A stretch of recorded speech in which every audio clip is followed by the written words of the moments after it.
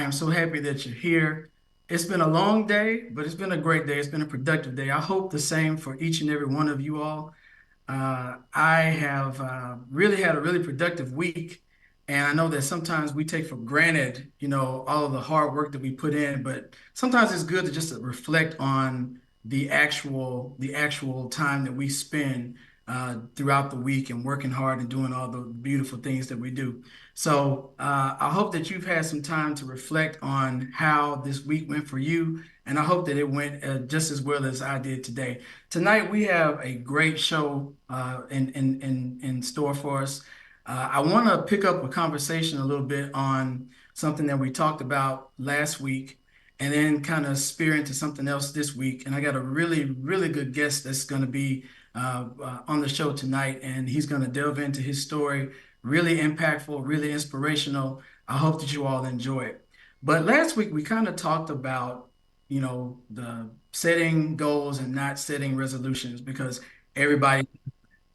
And so what I want to reiterate this week is talking about SMART goals. And I talked about it a little bit when we spoke last week. But the main thing is this: you want to get into a place are actually doing something that's going to be specific, it's going to be measurable, it's going to be attainable, and it's going to be relevant and time-based. Because in all things, we got to make sure that we're doing something that makes sense. And these components that are crafted to say the SMART goals help each and every one of us devise an adequate plan on how to properly execute our goals. And again, the S is standing for specific goals. So these are going to be things that answer questions like what needs to be accomplished? Why is this goal important? And how will I make it happen? These are things that you kind of dice down when you get into the specific aspect of how to specifically charge up a goal. And the M that I mentioned is measurable. So a measurable goal, you're going to be having the ability to track your progress and to stay motivated. So you'll find things to keep you, moving closer to what you're wanting to accomplish. So that kind of helps you to stay focused, meet your deadlines. It makes you feel excited because you're almost there. But you want to do something that's going to be measurable, achievable. So that's going to be something that is going to be reliable, realistic, and attainable. You don't want to just waste your time doing something that you know you can't do. So why even force yourself? So in that goal, in that part of the goal, I should say, you're going to be sure that you're doing something that is going to stretch your abilities and, something that's going to be very much possible and real for you because there is no point in setting unrealistic goals. The next one, relevant. Make sure that something is relevant. This step is just ensuring that the goal matters to you because it doesn't matter what anybody else is saying about what you want to do. As long as you believe in it and you want to do it, that's all that matters. And so when you look at this part of the SMART goals, you're ensuring that the goals that you have aligned are relevant to what you want to actually do. And it seems worthwhile to you because it's yours. And that last one's going to be time bound. Like I said earlier, we all got to be really just zoned in on the time that we plan on executing goals.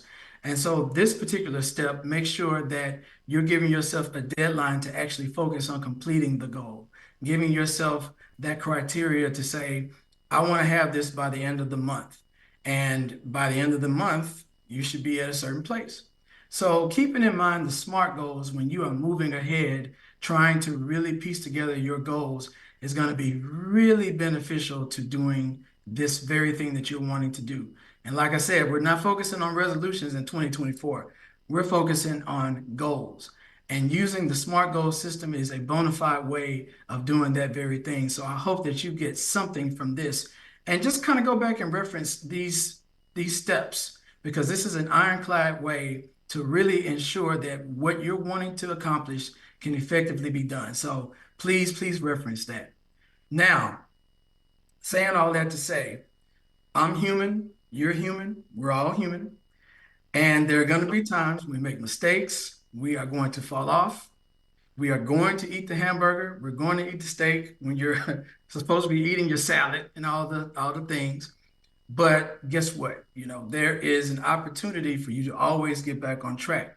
But I think something that's important, I was kind of telling this to a client, it's important to not so much focus on getting off track because that's going to happen. You're going to have a bad day. You're not going to go to the gym. You're not going to continue the routine that you started. That's going to happen. The main thing to kind of focus on is getting back on track because that's the thing that's the hardest thing. When you get off and you stay off, that's expected, but getting back on is just as equally important, if not more. So in these times, in these moments that you make these mistakes, it's so, so, so important for you all to get back on track. And then when you get back on track, it's important to keep this in mind. Give yourself some grace. You're going to mess up and you're going to make these irrational decisions at times. But, that's what we're supposed to do. Humans are supposed to make mistakes. No one's perfect. No one ever is. Have never had a perfect moment in my entire life. As a matter of fact, I make mistakes all the time, and I probably shouldn't even say that, but I do. I make them all of the time. But I've gotten so cool with making mistakes now that I don't beat myself up because they come so often, they come so frequently. I'm just like, I'll figure it out. I'll make my way back around to it. And then also, I always learn from my mistakes. So it's really not that big a deal when you really, really think about it. But I don't want you all out here using your SMART goals, using the steps that I just reminded you of, because I'm sure you've seen it before. And I don't want you going out here beating up yourself and not giving yourself some grace because you're going to make mistakes and that's okay. You're going to fall off track.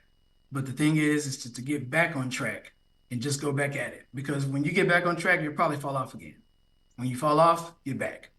And that's the master of this whole thing.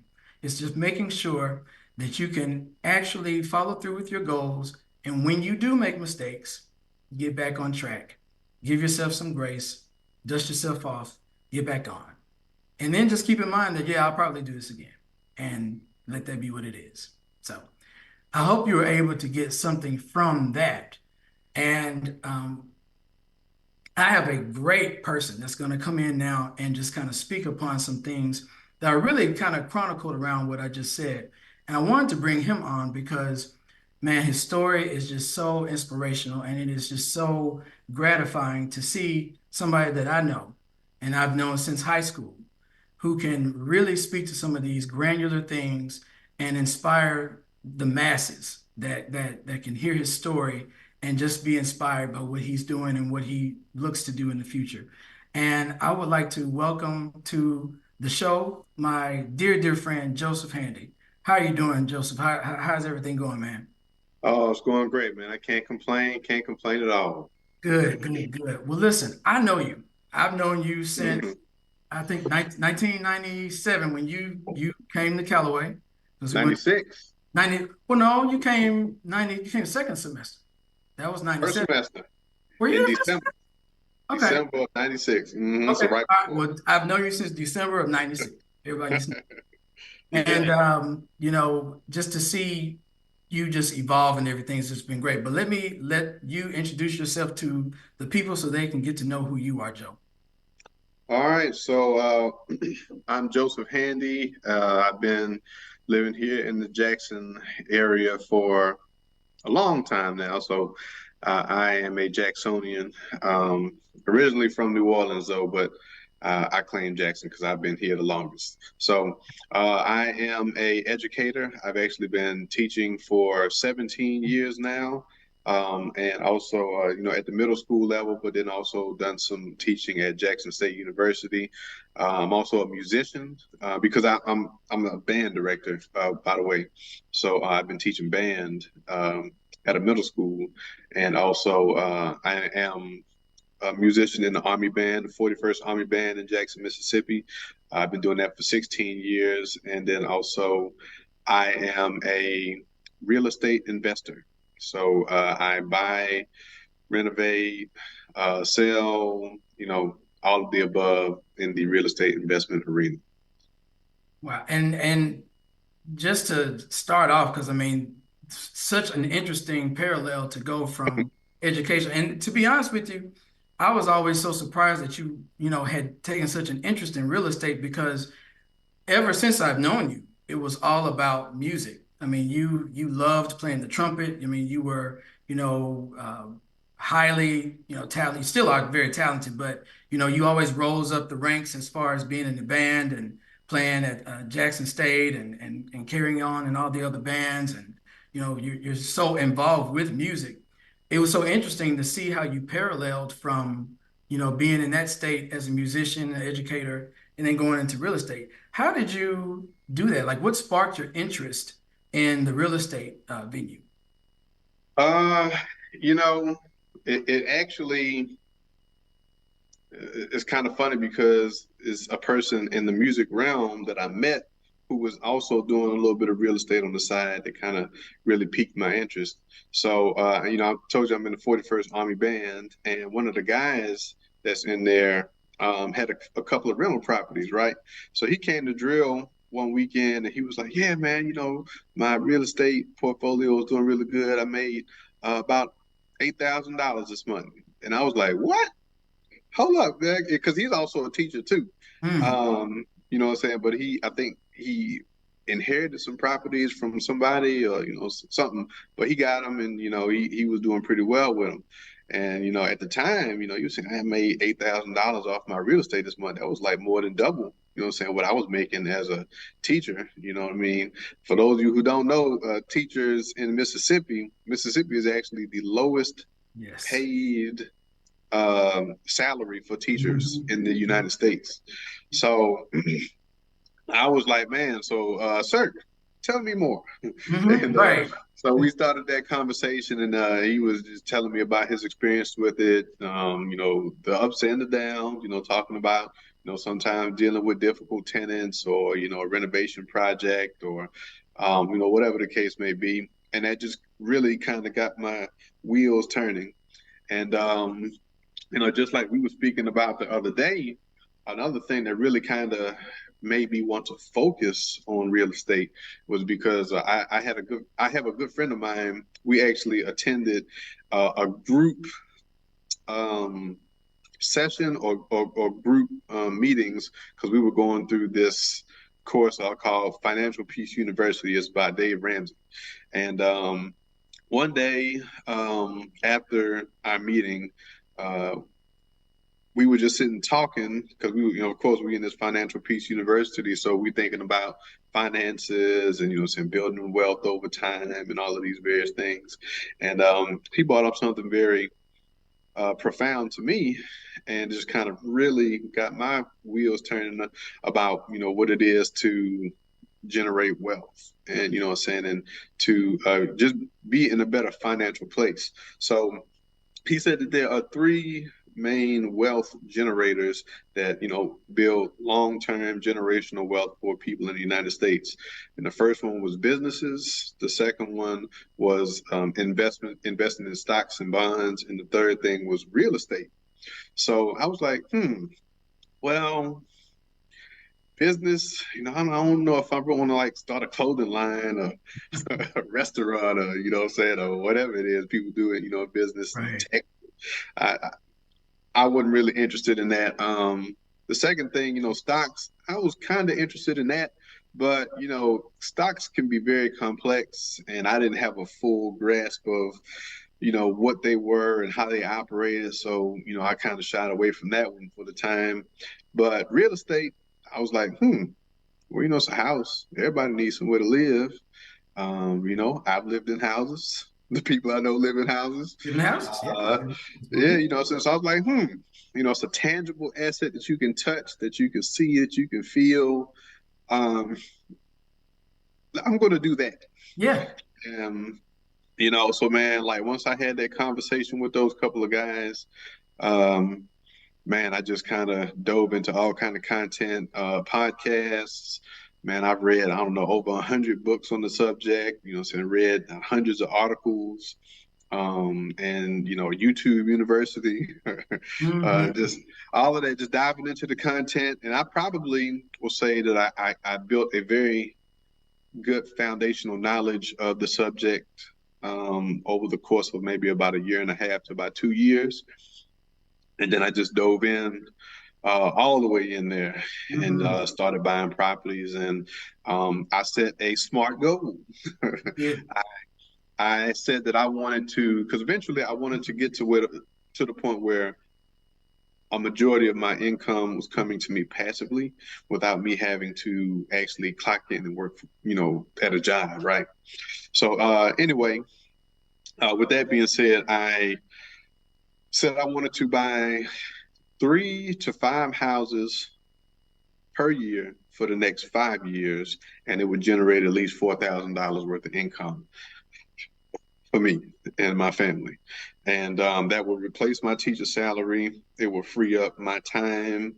And, I know eventually I wanted to have kids and, be a very active father. And, if I'm going clocking into a job working 40, 50, 60, 70 hours a week, um, that didn't sound good to me. Hmm. So with that being said, yeah, setting that smart goal, really educating myself on the topic, and just going for it, man. Um, yeah. So You definitely have found your niche in the real estate world. I mean, I think uh, we can't see it, but everyone is seeing the before and after shots of your properties and everything like that. But you said something that I want to backpedal a little bit and just kind of ask you more on. This SMART goal that I just told everybody about. I mean, it's been going around for quite some time. And I'm sure you probably have been doing it the entire time, not necessarily knowing that you were doing, or maybe you did. But if you can think about it, how did this using the SMART goal template help you, on your journey, in the real estate world? well, whenever you can put a number behind your goal, it helps to keep you accountable. It helps you to be able to track your progress. So, for example, if my goal was to buy 5 houses for the year and I only bought two, well, I need to do something different. I Hmm. need to switch up my strategy. I need to, maybe think outside the box and find a more creative way to progress more quickly towards that goal. So yeah, having that measurable number to shoot towards, man, that definitely helped keep me on track. Hmm. Was it also a matter of doing something that was attainable? Because I mean, when you're buying property, so you have to have the finances to back that up. Like how did that work with this journey in real estate? Because I know that's a huge part of it. It is huge, and but the thing is, you don't necessarily have to have a lot of money to do this business. The knowledge part of it is probably the it is the most important thing. There's a guy who I consider to be my real estate mentor named Randy Harris. He's here in the Jackson area, and he said something very profound to me. He was like, the most valuable asset that you have is your mind. So, Hmm. what I'm saying? If you cultivate your mind and Hmm. you learn how to structure these real estate deals in the right way, you don't necessarily have to have a lot of money. But it definitely helps if you have some.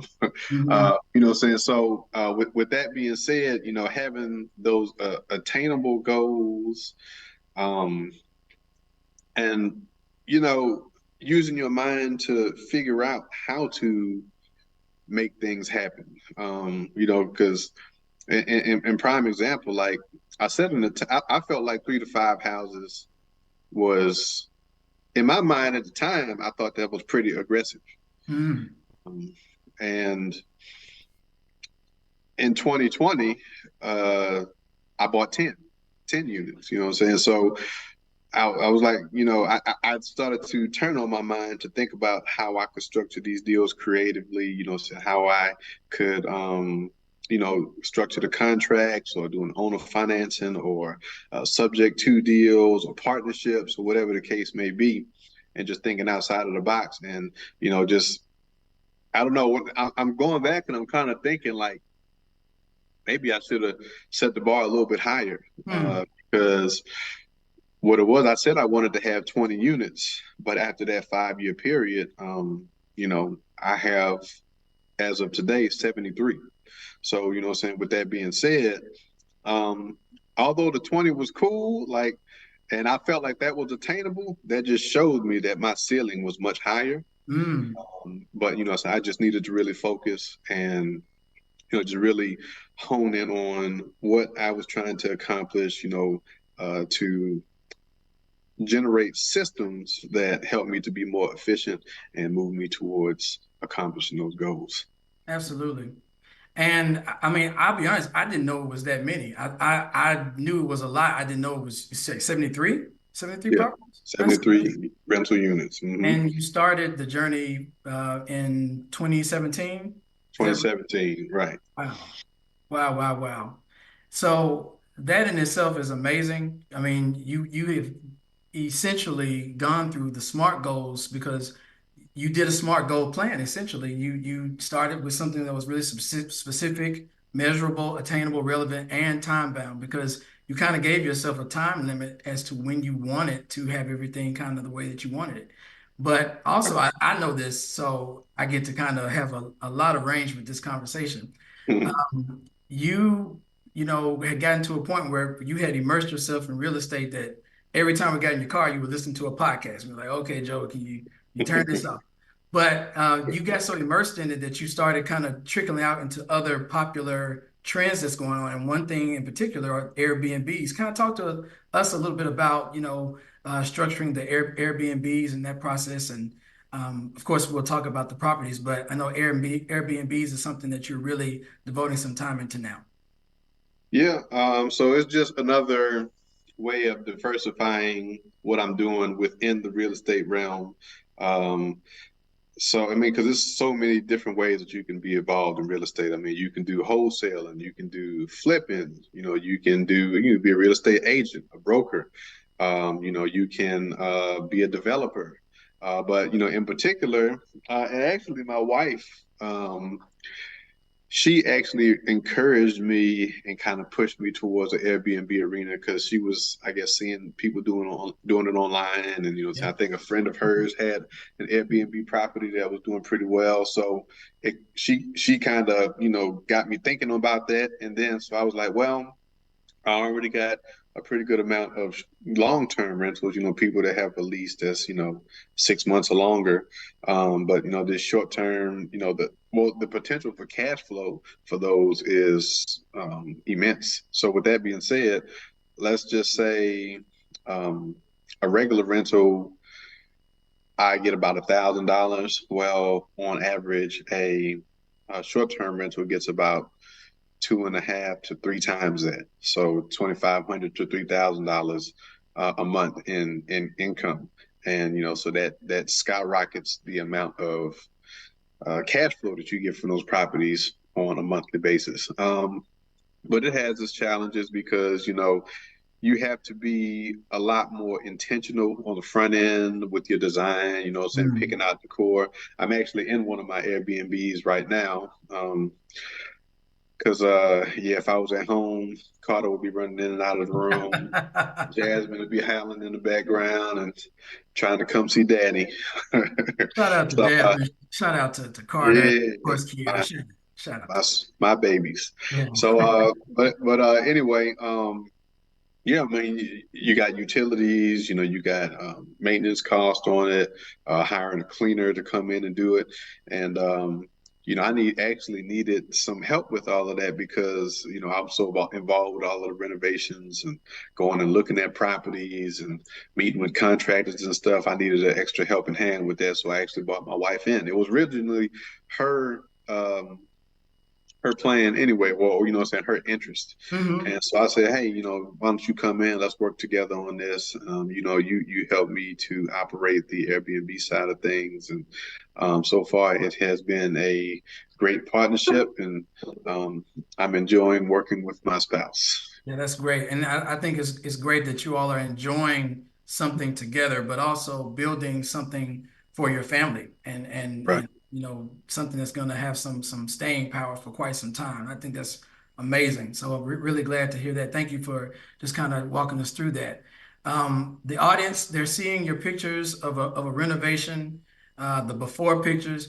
I've told you several times there's no way I could walk into some of those spaces, because I gotta have something over me, and I can't do that. But talk to me a little bit about how you can go into these properties when they're really, really bad, and how can you kind of see the property being a little bit better once some things are kind of done to it. Kind of walk us through that process. I'm just kind of interested.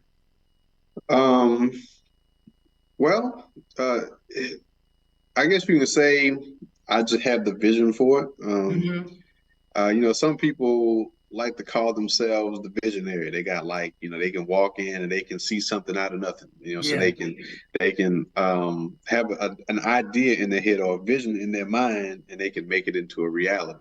And so I think that is my thing. I can walk into a house, I can see it in disrepair, holes in the wall, flooring is all jacked up. You got, pests and roaches running all over it, cross your feet, and Ah, rat just feces. know it. What I'm saying, in the closets and all kind of stuff. But I'm able to look past all of that and see the potential. Right, and man, and it is a wonder what a coat of paint can do for a house, you know. So a good cleaning out and a good paint job, man, can really make a huge difference. So with that being said, I think that's just a blessing, saying from God, where He allows me to be able to see something out of nothing. Mhm. He allows me to see the end product rather than being focused on what's going on right now or what I see right now. Mhm. And I want to go back and touch on something that you just said, saying because a huge motivation for me is establishing like generational wealth for my family Yeah. and just kind of seeing my family's relationship with money in the past Mhm. and some of the struggles that we have had with money has really made me kind of reconsider my trajectory in life. And that's one of the things that kind of made me want to get into the real estate arena and want to build up this business is because I wanted to eventually be the one that makes the decisions about what I do, where I go, and how I do things in my life. And if I'm always having to, show up to a job when somebody else tell me I need to be there, if telling me what I need to do over here or how I need to do this, I wanted to be in more control of my life and the direction of my life, and also um, the direction of my children's lives as well. So, with that being said, getting into real estate and having that financial freedom and establishing generational wealth was very, very important to me. And that's, a lot of people talk about, when they set these goals, like, what's your why?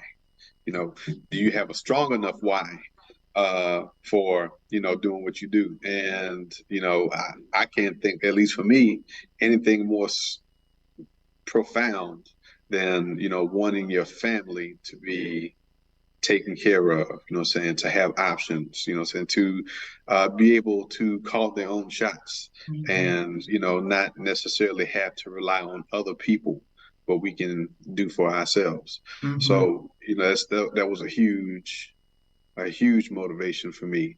And I actually, when I was setting these goals, and I actually thought about that why, and I was like, man, this is really going to help to motivate me to get up at 5:30 a.m. and go to this house and Right. meet with these contractors. And just a couple of weeks ago, I had a situation where I needed to hurry up and get a unit turned, and saying, make some repairs in there, and I was there until 2 a.m.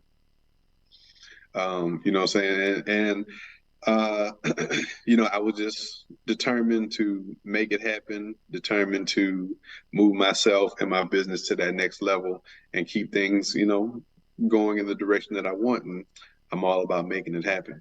So, so yeah, so, generational wealth and setting my family up with good options is like a huge motivation for me. Right. um and and what was your other question again? No, I think you answered the first question. I was asking you Okay. about like being able to go into those homes and being able to Oh yeah, all that. the being a Yeah, visionary. Yeah, yeah, yeah, yeah, you, yeah. you had the And vision to do that. yeah, Um, yeah, yeah. Okay. I'm glad that you did circle back and talk about the generational wealth because you've always said that, Joe. You've always talked about, wanting to set your family up for the availability to do what you want to do and not to be in the binds of like financial ruins that, people tend to sometimes go into. So I'm glad that you circled back and Hmm. answered that. Yeah. Um, we talked about a particular scenario with someone I think that you knew at church. And I really Hmm. want you to just kind of expand about that because that was at the onset of you going into real estate or even just kind of thinking about it. But kind of share with the Hmm. audience, how that particular situation was. And, I would love just to kind of pick out some of the things that I saw when we talked about it. Yeah, so yeah, that same guy that I told you that we took that Right. financial peace course together. At the time, we both neither one of us had any properties or whatever, but man, like that conversation was like so, I don't know, just profound to me. And I was like, man, like I just got to make this happen. So I left that conversation and I took immediate action. And what I'm saying, just really, just kind of set the plan. And I have stuck to the plan. And saying the other guy, he's still working on it. But and as a matter of fact, me and that guy, we're still good friends, and I see him regularly, and I'm still pushing him. Hey, when you're going to get your next property? You know what I'm saying? And actually, I recently had a conversation with him, and I'm going to help him to try to get his own properties as well. So hopefully, 2024 will be the year Mhm. where he gets his first one. But I just thought it was always pretty interesting that he's the one that really planted that seed. Wow. And you know just looking at the difference in Mhm. our future after that conversation. um, but I think it kind of goes back to what you said. I set those goals. I don't think he really set any goals. I think he just kind of was saying some things.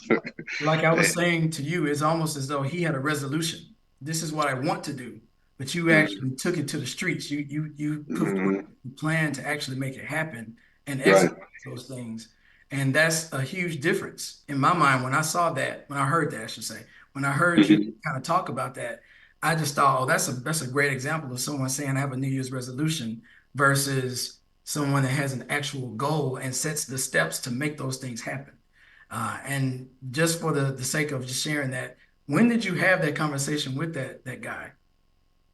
Ooh, that was in like 2015, 2016, somewhere in Wow. that time range. Yeah. So almost 9 years or so later, Hmm. you've amassed 73 properties at this point.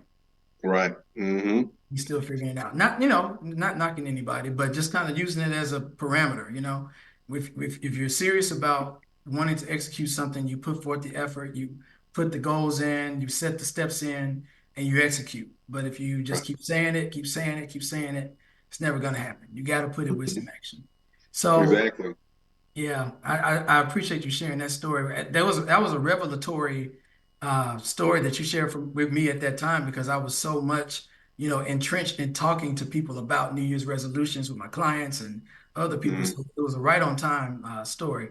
So I'd be remiss to not mention, you started your career as an educator.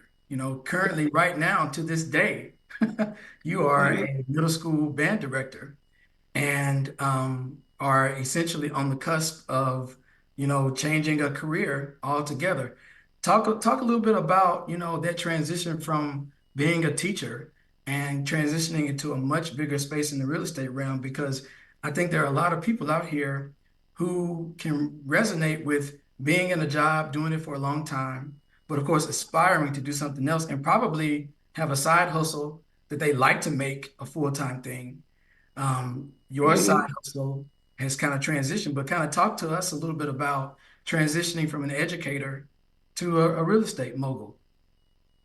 Man, it has definitely been an eye-opening experience because, just focusing on music, shoot, I'm mainly just counting from to four on a daily basis. One, two, three, four. One, Mhm. two, what I'm saying? Like, and dealing with middle school kids, it's like an all-day thing. Yeah. But now, I'm dealing with, hundreds of thousands of dollars and, saying, and complex calculations to, calculate cash flow on properties and, coming up with renovation budgets and looking at all kind of spreadsheets, man. It was, a daunting task to, try to make that mental switch. I remember one day, man, I was at school and, saying my mind was just racing. It was racing like, because I got all of this information coming in, at me about the real estate stuff. And then I'm Yeah. still trying to, do the stuff on the musical side too. And I just got a headache, man. I just need I just felt mentally exhausted because it was just my mind thinking in a completely different way than what I was used to doing. And I just had to go home and take a nap, man. Mm. And I Yeah. just had to you just kind of collect myself and saying it's like okay, it's okay, Joe. I know it's a lot, but you can do it. So and I go back to the whole the phrase or the saying, how do you eat an elephant? One That's a lot of bite. meat, man. That's a lot. One one bite. one bite at a time, man. Right. So, just take it one step at a time, Yeah. and that was just basically my mantra over the years. Just every day, I'm trying to be just a step better than I was yesterday, and I want to know a little bit more. I want to be a little bit more prepared. I want to be a little bit more knowledgeable. I want to be just in general a little bit better. And saying so. With that being said, making that transition from just being an educator and a teacher, saying, and to being a business owner, saying, to being a project manager, to being I don't know, what the term, a counselor, Hmm. because man, sometimes dealing with these contractors is like a counseling session. Oh, wow. One that you didn't But sign up for, I'm sure. You didn't sign up. right. Yeah. You know what I mean? But it's a people business, man. So Yeah. It sometimes is. you got to deal with some interesting personalities. Yeah. So, but with all of that being said, making that transition, it was just a gradual, step by step thing. And, now it has afforded me the ability to have certain options. Now, if I wanted to stick with the teaching, I could do that, because I know that I'm good at it. But, if I wanted to transition and do something else, now I have the knowledge base, so now I have the resources, now I have the opportunities to make some different decisions and be able to make my own decisions without somebody else telling me, "Oh, you can't do that. No, Hmm. you got to be here at 7:30 a.m. every day." Yeah. But what if I want to, take my wife out for lunch? Right. Or if I want to spend the day with my son or my daughter, you know what I mean? And and be able to get that quality family time in. Those are some of the things that were really motivating and pushing me, and saying wanting me to strive for something different. So, with that being said, that's kind of that's how that transition went. It was just a gradual. Every day I want to be better. Every day I want to put myself in a better position to be successful. And I stuck to the plan. Hmm. And you talked to us a little bit before we started everything about the formula, the handy formula, I think is how you Yeah. dubbed it. Um, how did the handy formula come about, and kind of explain to us what that means, so to speak?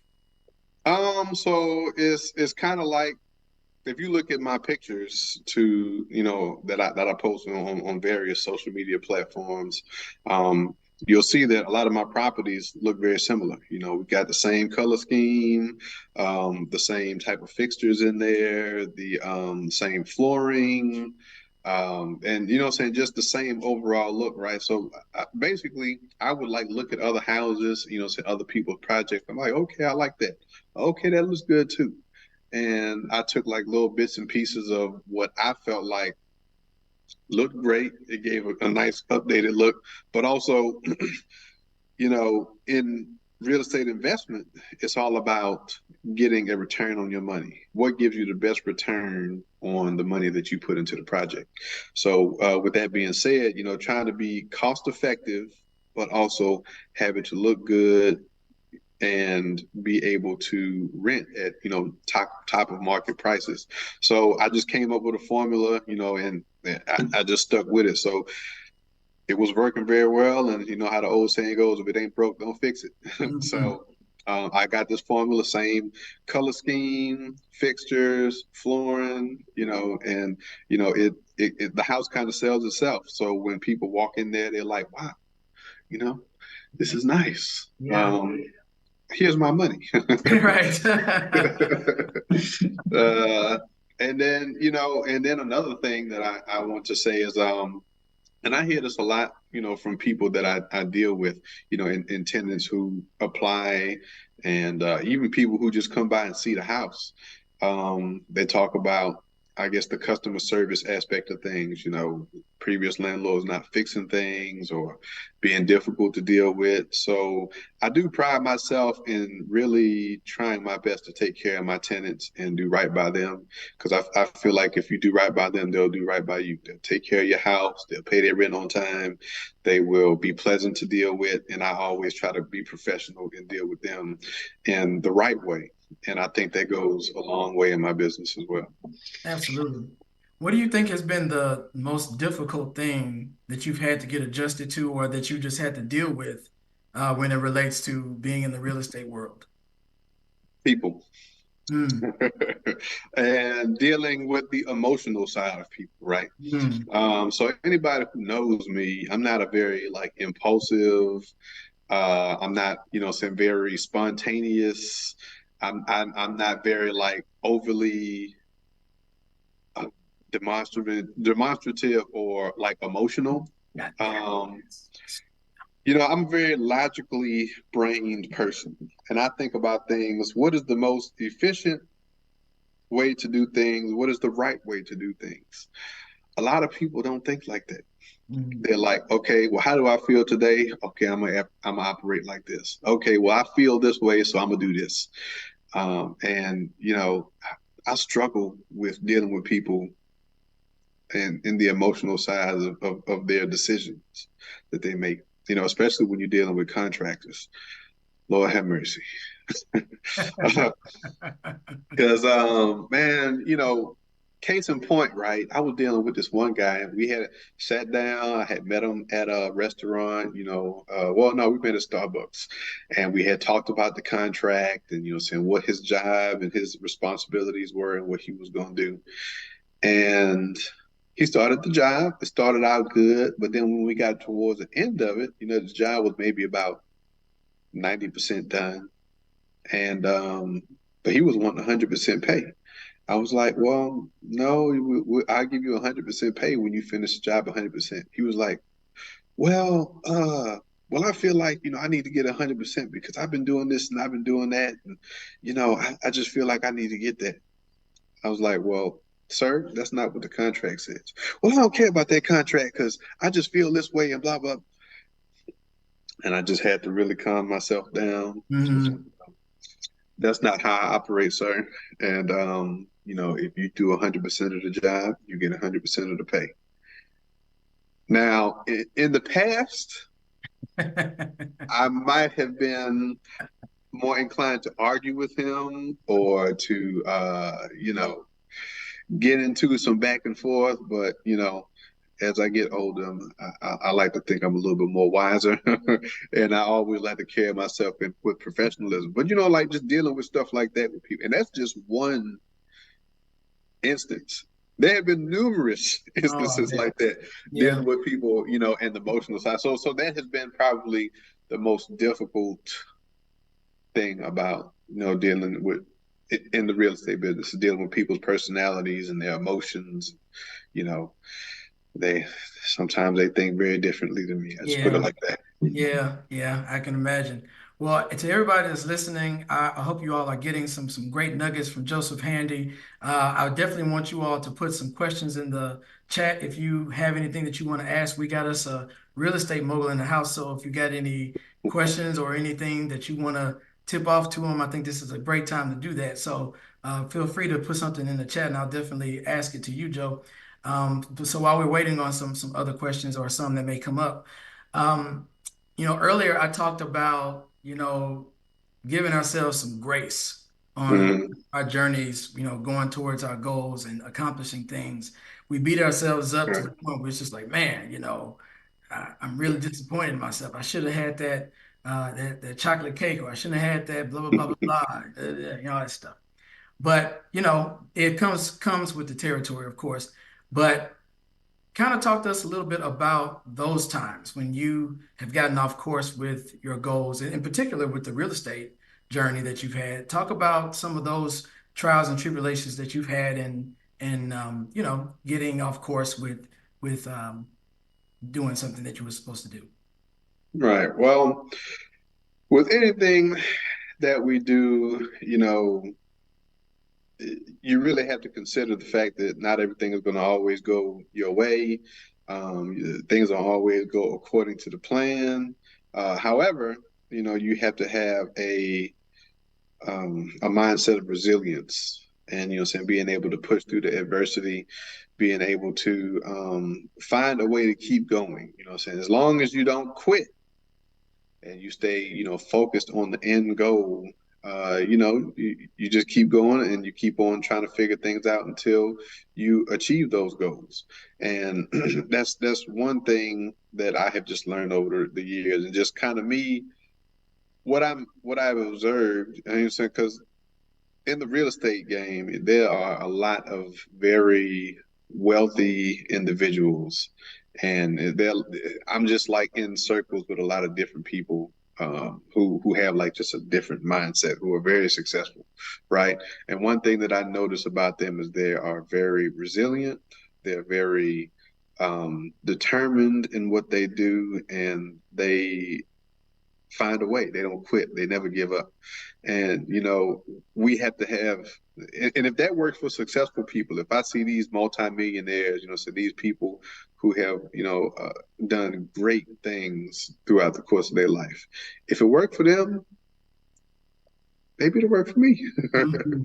Mhm. And for us, what I'm saying, if we have that same type of resiliency, if we have that same type of determination, and we stick to the goals, I think that we can achieve great things. It's just all about, it's about the mindset, man, and keeping your mindset in the right in the right area, saying focus towards the right things.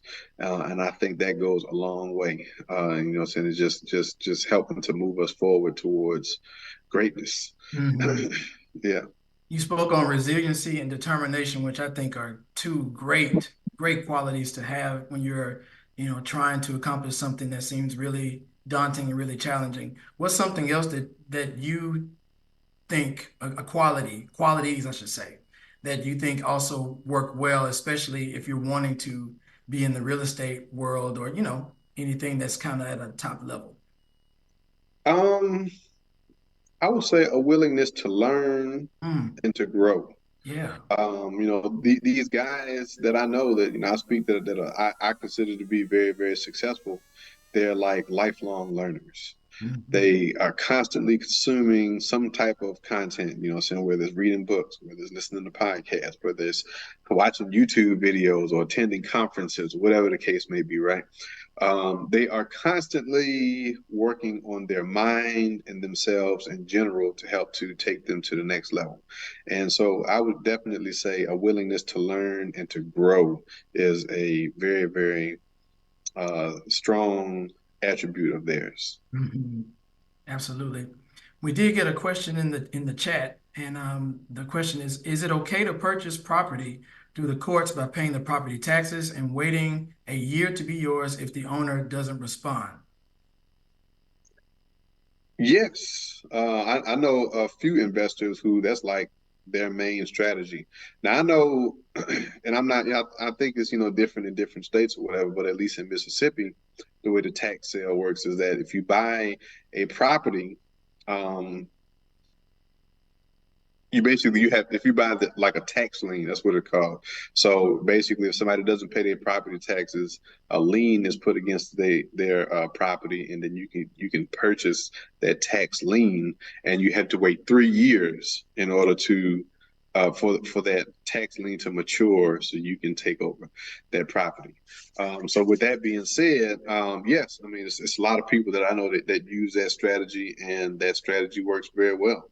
And if I'm not mistaken, um, I think it's like if you purchase a tax lien, you get 18% return on your money on that lien. So let's just say, you buy a tax lien, and if it goes that full year, you get 18% return on whatever money you invested in purchasing that tax lien. So it's a great strategy. Of course, there are some nuances to that particular strategy, but I would just say, take the time to research it, or maybe find someone who, has done that, or just go to the tax auction, and just kind of watch what people do and see how they operate with that particular strategy. And that'll to help to give you some insight on how to move forward if that's what you really want to do. Mhm. That's excellent, excellent information to share. Another thing that sticks out in my brain because I know you, and I know that um, once you put your mind to something, you're all in. You've always been that way ever since I've known you. Where do you see yourself in 5 years with this real estate venture? Oh man. So uh the goal is to be retired by age, I said 45. So I want to be retired. I want to be a very present father. I want to um, have my real estate to be fully funding my lifestyle, and also I want to be like debt free. So, in retirement, I can just I don't have to clock into a job. I don't have to do these things if I don't want to. If I just want to really spend time with my kids, or with my wife, or, what I'm saying? Because that, at this point in my life, that is like,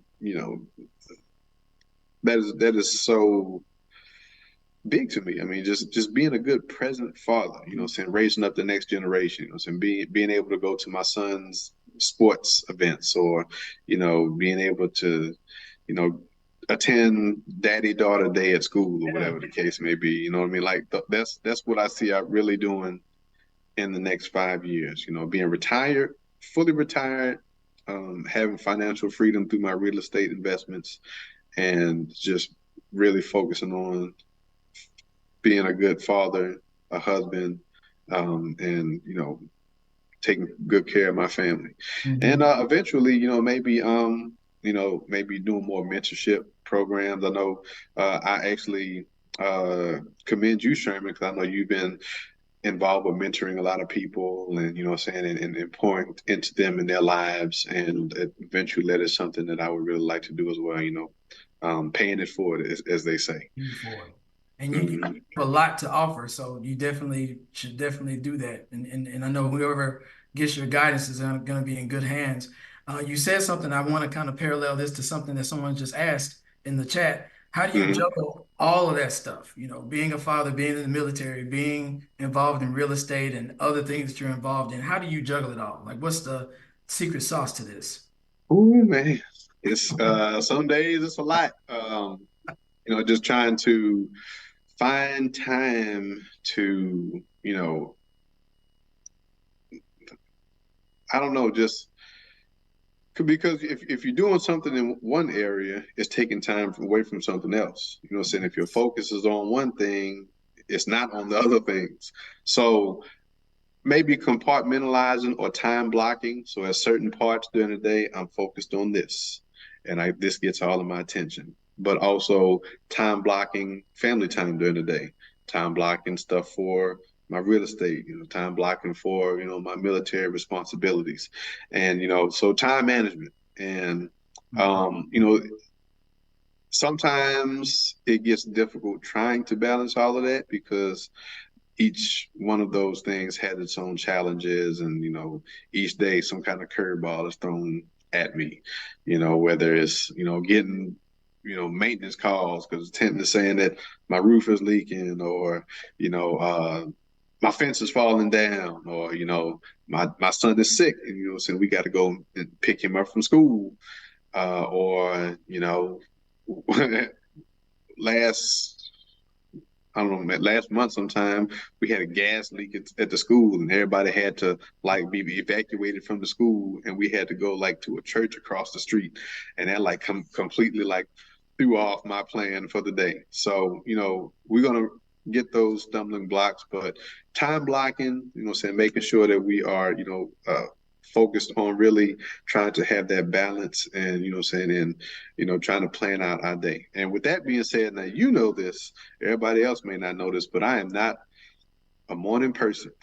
I remember you used to get on to me like, me and John used to sleep in to like 11, 12 Oh, o'clock. it was disgusting. Ladies and gentlemen, it was disgusting. It was gross. And So you used to gross. fuss at us, man. So I was like, man, well, I have to find more time in the day. So what do I need to do? So now, some days I may get up at 5 a.m., 5:30, just to kind of sit down to plan out my day, to maybe send a few emails, or to, look over a contract that I'm about to send out. And finding that early time. And I'm not going to lie, man, you was on to something with that, because the days that I wake up early, I'm like way more Way more productive. productive. Way more productive. Yes. So it allows me to focus my mind. I usually get in a little workout in the morning, get the blood flowing, plan out my day, and that has had a profound effect on my productivity. That's awesome. That is awesome. Joe, I got one question for you. And that Okay. question, one last question, I should say. What is one word that affirms who you are? I thought about this a lot, but I'm gonna say determined. You know, with my eyes on the prize, I shall not be moved. Yes, indeed. And I stick to the plan. And, saying once I have a goal, once I see that vision, saying once I see those things that I'm trying to accomplish, I go all out and go after those things. So, and it's been working for me. So Ladies and I'm gonna gentlemen, stick to he's not it. lying. He's not lying. I have known him for a very long time. I think the math is over 20 years at this point. And Hmm. I can definitely say determined is the spot on thing. That's what I would say for you as well. Um, uh, Whenever someone asks, say something about Joe, determined. That's what I would say. You don't ever back down Yeah. from a challenge or a goal. When you got your mind set on something, you actually definitely go forward with it.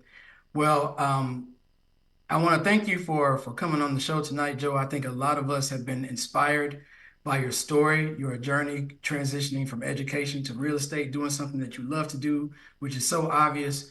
And I feel like I've told you this, but I'm gonna say it now that it's documented, so the world that can reference this. I'm extremely proud of you, and your determination that has carried you this far is going to take you even further. And I'm going to be right beside you, looking to see how far you go. So much, much more success. The best is yet to come. I know it. Oh, well, I definitely appreciate it, man. I appreciate you bringing me on, and saying being able to have this conversation. I think it's definitely what people need to hear. Saying hearing people who have set goals, and saying have put plans into place, and and you can see I'm just a regular average Joe. Yeah, you're the Just average, you are average Joe, literally. So and but through hard work, through learning, through talking to the right people, through just being persistent, I have been able to accomplish some pretty amazing things. And so once again, just thanks for having me on. Thanks for considering me for the conversation, and I hope this helped someone. oh, I'm sure it will. Thank you yet again. I like to leave the show with a couple of things. First off, I do want you to share your social media handles so that individuals can follow you and just get more, insightful information from you. So Hmm. how can we find you and where can we find you? All right, so you can find me. I'm on social media sites, Facebook. You can just look me up on Facebook, Joseph Handy, Handy. And I'm also on Instagram, Handy Buys Houses, TikTok, Handy Buys Houses, saying just like it sounds. And then also I have a website, handybuyshouses.com. Awesome. Awesome. You got some great stuff, and I know people are gonna really follow you just to not only see your renovations, but to see how everything comes together to get it to the point to where you are as it relates to getting into real estate. And of Hmm. course, one last thing I'd like to leave us just kind of getting chronicled in on, what's something that you're grateful for today? What's the gratitude? Something that I am grateful for today is a good support system. So, a loving wife, saying good friends like yourself who really have helped to encourage me along this journey. I definitely could not do it without you all. So, I appreciate all of the support, so all of the kind words and all of the things that you all have done to help to push me towards being able to do things that I've been wanting to accomplish. Beautiful. That is beautiful. I think I said this last week. I think I'm going to roll with it again. I'm just grateful to be amongst the living because, it's Yeah. just a lot of people that don't get to see it. Today was somebody's last day on earth, and I'm glad this isn't mine. So very grateful for that. Well, people, Mhm. I hope you all have been inspired by Joseph Handy's story and his journey. Definitely reach out to him on social media. And I want to put my information up as well. Go and follow me in my various places, Facebook, Instagram, and of course, my website, drsgreen.com. I look forward to keeping this party going and encouraging and bringing on wonderful people like Joseph to help inspire you on your journey. So I hope you all have a great evening and have a great week and a great weekend.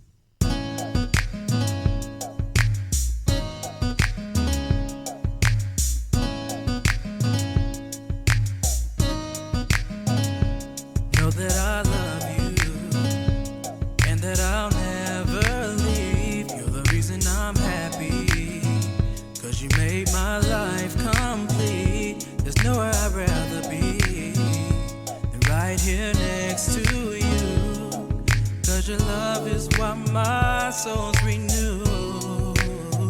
I am so